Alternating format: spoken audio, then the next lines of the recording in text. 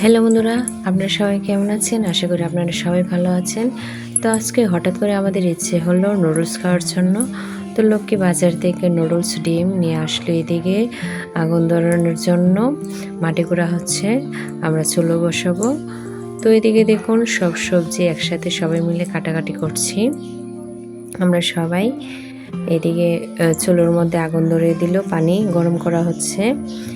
তো পানি গরম করা হচ্ছে, দেখুন পানি গরম করা শেষ, নুডলসগুলো দিয়ে দিল।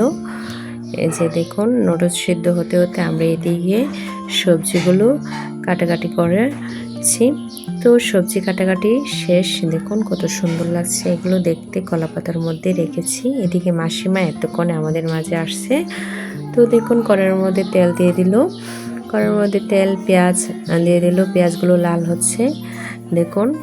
তারপরে আলুগুলো সবাই দিয়ে দিল, সব মশলা দিয়ে দিল একসঙ্গে।